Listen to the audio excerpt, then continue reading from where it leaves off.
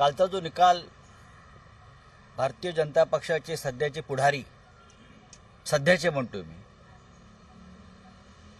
आणि विधानसभेचे अध्यक्ष ज्यांना न्यायालयानं ट्रायब्युनल म्हणून नियुक्ती केली होती न्याय देण्यासाठी असे श्री राहुल नार्वेकर यांनी नक्की काय निकाल दिला जो महाराष्ट्राला अपेक्षित होता की हे मॅच फिक्सिंग करून निकाल देतील तोच दिला। त्याच्यामुळे आम्हाला काही धक्का आश्चर्य वगैरे लोकांना वाटलंय असं काही नाही, पण नक्कीच लोकांच्या मनामध्ये एक चीड निर्माण झाली आहे। सर्वोच्च न्यायालयानं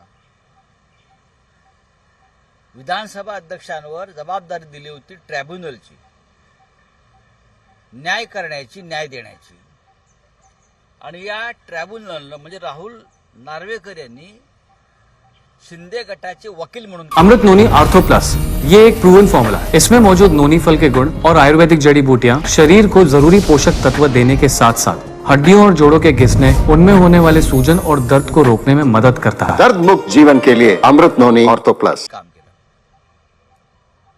वकील हे अत्यंत गंभीर गोष्ट आहे।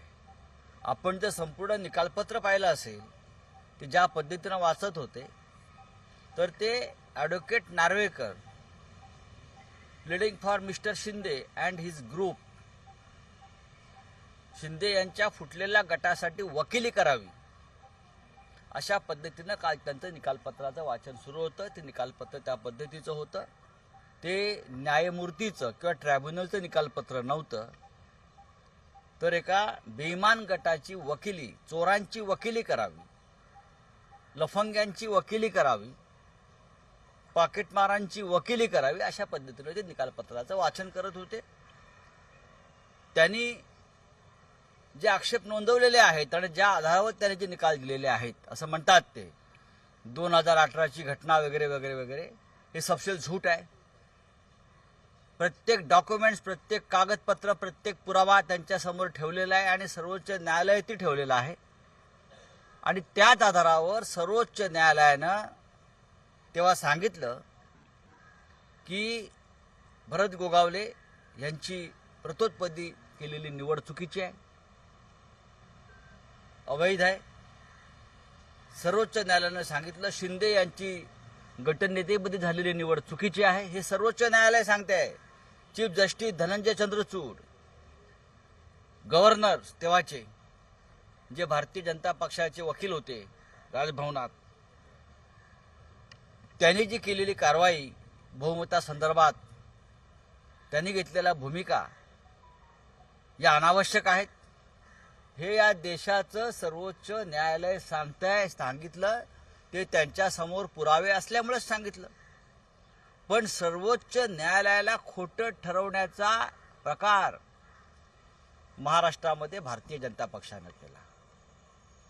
राहुल नार्वेकर हे भारतीय जनता पक्षाच्या एखाद्या कार्यकर्त्याप्रमाणेच वागले, ते ट्रायब्युनल सारखे वागले नाहीत, एवढंच मी सांगतो। आम्ही सर्वोच्च न्यायालयात नक्की जाऊ आणि आम्हाला सर्वोच्च न्यायालयामध्ये आम्हाला नक्कीच सत्य आणि न्याय याचा विजय झाला आहे हे या महाराष्ट्राला पाहता येईल याची आम्हाला खात्री आहे।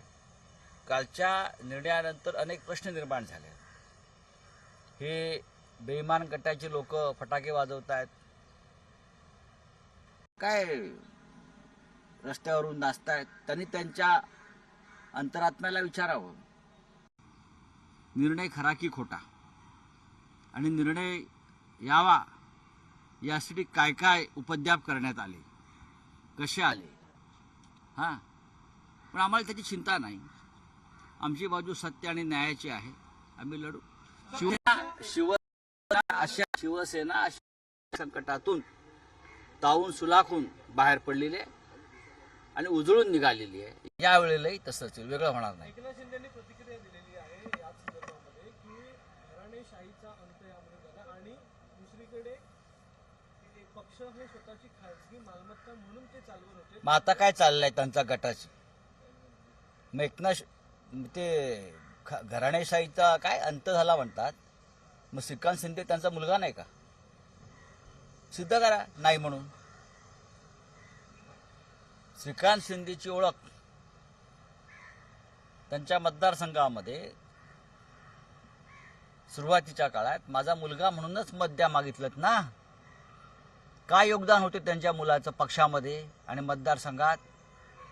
हां, मग श्रीकांत शिंदे त्यांचा मुलगा नाही आहे का? त्याने सांगावं नाही माझा मुलगा नाही आहे. आणि भाजपमध्ये कोणाची मुलं काय आहेत? घराणेशाही काही औरस असतील, काही अजून काय असतील, मला ते म्हणायचं नाही. पण श्रीकांत शिंदे हा तुमचा मुलगा नाही काय? जर आपण घराणेशाहीवर सांगताय ना, बाळासाहेब ठाकरेंची घराणेशाही कधीच नव्हती. शरद पवारांची घराणेशाही कधीच नव्हती. यशवंतराव चव्हाणांची घराणेशाही कधीच नव्हती. हा विचारांचा वारसा पुढे घेऊन जाणारं हे एक मार्ग असतो. त्या मार्गानं त्या घरातले, त्या पिढीतले लोक पुढे जातात. लोकांनी जर स्वीकारायचं असेल तर लोक स्वीकारतात, नाहीतर लोक दूर करतात. डॉक्टर बाबासाहेब आंबेडकरांची घराणेशाही आहे का? नाही. त्यांच्या विचाराचे लोक पुढे घेऊन त्यांच्या घरातले लोक चालले असतील, लोक स्वीकारतील. एकनाथ शिंदे हे भारतीय जनता पक्षाच्या हुकुमशाहीचे पुरस्कर्ते आहेत. एकनाथ शिंदे हे महाराष्ट्राच्या मुळावर आलेल्या, महाराष्ट्र लुटणाऱ्यांच्या, महाराष्ट्र कंगाल करणाऱ्यांच्या ज्या टोळ्या दिल्लीतून येत आहेत त्याचे पुरस्कर्ते आहेत.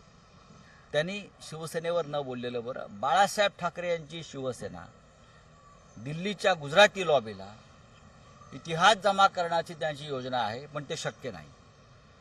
शिवसेनेला इतिहास जमा करणारे इतिहासात गाडले गेले. हा इतिहास आहे. ज्याप्रमाणे औरंगजेबाला गाडला या महाराष्ट्रानं, ज्याप्रमाणे इतर आक्रमकांना गाडलं या महाराष्ट्रानं, त्याचप्रमाणे या सगळ्यांची गत झाल्याशिवाय हा महाराष्ट्र स्वस्थ बसणार नाही. मराठी पुरा होऊ दे. येणाऱ्या निवडणुकांमध्ये आता आपण सुप्रीम कोर्टात जाणारच आहात, पण तोपर्यंत जर निवडणुका लागल्या तर कशा प्रकारे आपण समोर जाणार किंवा काय पर्याय आहे? आमच्याकडे आम्ही पर्यायाचे विचार करत नाही बरं का. जर तुम्ही दरोडेखोरी करून, चोऱ्यामाऱ्या करून या महाराष्ट्राला लुटणार असाल, महाराष्ट्र लुटण्यासाठी शिवसेनेवर हल्ले करणार असाल, तर त्या हल्ल्यातून आणि आघातातून शिवसेना उभी राहील. बाळासाहेब ठाकरेंची शिवसेना इतक्या सहजपणे कोणाला गिळता येणार नाही. आणि ज्या गिळ्याला उभे टाकलेले आहेत त्यांच्या अवकात काय आहे? या शिवसेनेनं त्यांना मोठं केलं आहे, बाळासाहेब ठाकरेंच्या आणि या मातोश्रीनं. तुम्ही डरपोक आहात, तुम्ही घाबरून पक्ष सोडलेला आहात, हे आधी मान्य करा. तुमच्यामध्ये हिंमत असती, तुम्ही मर्द असतात, तर ज्या पद्धतीनं महाराष्ट्राची लूट सुरू आहे त्या लुटीविरुद्ध एक शब्द आपण बोलू शकला नाही. नरेंद्र मोदीचा दौरा आहे उद्या महाराष्ट्रामध्ये, वेगवेगळ्या प्रकल्पांचं ते बरं, दिघा सेशनचा जो मुद्दा राज्याविषयी निवडणुका आहेत ना, निवडणुका आल्या त्याचा अर्थ मला कळलं की ते काळाराम मंदिरात चाललेत काय? बरोबर ना? मी असं ऐकतोय की नरेंद्र मोदी काळाराम मंदिरात चाललेले आहेत. जिथे शिवसेना जाते तिकडे ते जात आहेत. काळाराम मंदिराचं योजना ही शिवसेनेने आखली होती, पण भारतीय जनता पक्षानं तिथे आता नरेंद्र मोदी यांना न्यायचं ठरवलं आहे. मणिपूरला एक राम मंदिर आहे, तिथे शिवसेना जाणार आहे. मणिपूरला एक राम मंदिर आहे, शिवसेना तिथेही जाऊन आरती करणार आहे. हिंमत असेल तर प्रधानमंत्र्यांनी मणिपूरच्या राम मंदिरात यावं. आजच्या सामन्यामध्ये चोर मंडळाचा उल्लेख केल्याप्रकरणी संजय राऊत आणि आदित्य ठाकरे यांच्यावर हक्कभंग प्रस्ताव विधानसभा गृहात मांडणार आहे असं भाजपनं म्हटलं. म्हणू द्या ना. चोरणा चोर नाही म्हणायचं तर काय म्हणायचं? हरिश्चंद्र म्हणायचं. हरिश्चंद्राला, हरामखोरांना हरिश्चंद्र म्हणण्याची पद्धत महाराष्ट्रात नाही. आम्ही हरिश्चंद्राचे भक्त आहोत, श्रीरामाचे भक्त आहोत, आम्ही सत्यवचनी आहोत, आम्ही सत्य मानणारे आहोत. आणि चोरांना चोर आणि ढोंगाला ढोंगी म्हणण्याची ताकद या महाराष्ट्रामध्ये आहे. भारतीय जनता पक्षानं स्वतःच्या गुलामीच्या बेड्या ज्या आहेत त्या तशाच ठेवाव्यात. महाराष्ट्राला स्वाभिमान शिकवू नये. निकाल येण्यापूर्वी तेजस ठाकरे असं म्हटलं होतं, निकाल काही येऊ दे, लढण्यासाठी आम्ही तयार आहे. आम्ही सदैव लढायला तयार आहोत. आम्ही सदैव लढायला तयार आहोत. मुकेश अंबानींचं एक महत्त्वाचं स्टेटमेंट आहे की रिलायन्स ही गुजराती कंपनी आहे आणि ती गुजरातचीच आहे, आम्ही देखील गुजरातीच आहे आणि अभिमान आहे, असं त्यांचं मुंबईतून जाऊन आम्हाला सुद्धा महाराष्ट्र आणि मराठी असल्याचा त्यापेक्षा जास्त अभिमान आहे. बाळासाहेब ठाकरेंनी आम्हाला तो अभिमान, तो स्वाभिमान आम्हाला आमच्या नसानसामध्ये भिनवलेला आहे. दिल्लीच्या गुजराती लॉबीनं किती प्रयत्न केला तरी हा स्वाभिमान वाकणार नाही आणि तुटणार नाही असा मराठी बाणा आहे. बाकी मला काही बोलायचं नाही. असेंबली स्पीकर के बारे में जो आपने फैसला आया असेंबली स्पीकर की तरफ से उसको लेकर जो है जश्न मनाया गया है. कल मुख्यमंत्री ने कहा कि जो परिवारवाद चलता चला आ रहा था उसका अब अंत हो गया. परिवार की बात अगर ये मिस्टर शिंदे न करे तो ठीक रहेगा. वो जो उनका जो सांसद बेटा है श्रीकांत शिंदे, वो उनका ही बेटा है ना. बात आप घराणेशाही की कर रहे हो, परिवारवाद की कर रहे हो. उनका बेटा नहीं है. उनका बेटा था इसलिए उनको उद्धव ठाकरे ने उम्मीदवार बनाया कि मेरे बेटे को उम्मीदवार बनाइए. वहाँ हमारे जिला प्रमुख थे लांडगे, उसको उम्मीदवारी दी थी. उसकी काट कर अपने बेटे के लिए उम्मीदवार वो बनाकर लेके गए. तो ये क्या परिवारवाद नहीं है? हाँ, आपका परिवार, हमारा परिवार क्या है? ये एक विचारधारा है महाराष्ट्र में. चाहे शरद पवार साहब हो, चाहे बाला साहब ठाकरे हो, चाहे यशवंतराव चव्हाण, महात्मा फुले, ये विचारधारा को लेकर उनके घर के लोग आगे चले जाते हैं. छत्रपति शिवाजी महाराज, आप उनके जो वंशज है तो आप उनके सामने क्यों झुकते हो?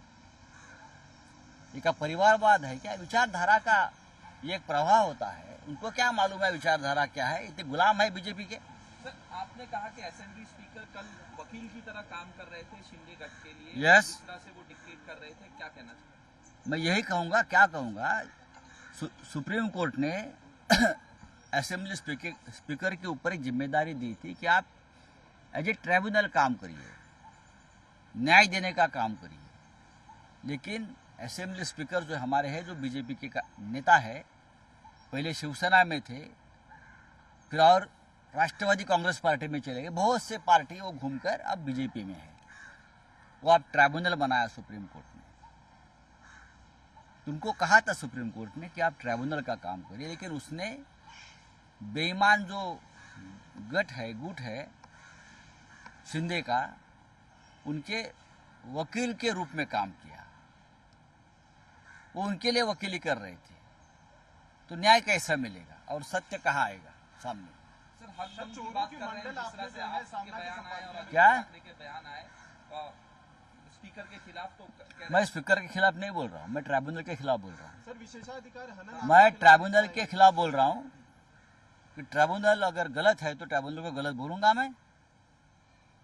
विधानसभा स्पीकर को अगर ट्राइब्यूनल बनाया है तो ट्राइब्यूनल का काम करिए ना. आप किसी एक पार्टी की वकालत क्यों कर रहे हो?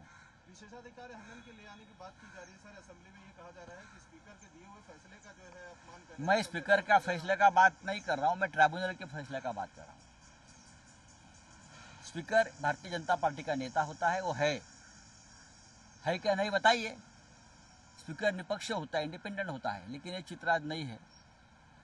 और ये मुकदमा जो चल रहा था उसमें स्पीकर का रोल था ट्राइब्यूनल का. लवाद बोलते हैं हम उसको, न्याय देने वाली एक संस्था है. तो मैं उसके ऊपर बोलूँगा, मैं विधानसभा स्पीकर के ऊपर नहीं बोलूँगा, चाहे उसने कितनी भी गलती की हो. चलिए, थैंक सर, यू. राम मंदिर के इनविटेशन के लिए कांग्रेस नहीं जाने वाली है, मना किया है कांग्रेस देखिए, ने. वो कांग्रेस पार्टी की अपनी बात है, लेकिन हम सब लोग जल्दी ही अयोध्या में जाकर आएंगे. हमें किसी इनविटेशन की ज़रूरत नहीं है. इंडिया गठ के बहुत से ऐसे हमारे साथी हैं, जैसे केजरीवाल जी है, उद्धव जी है, और भी लोगों ने संपर्क किया कि हम सब मिलकर अयोध्या जाकर रामलला का दर्शन करेंगे. और मुझे लगता है रामलला ये कोई भारतीय जनता पार्टी की निजी प्रॉपर्टी नहीं है, पूरे देश, राष्ट्र और विश्व की प्रॉपर्टी है. प्रधानमंत्री सर नरेंद्र मोदी का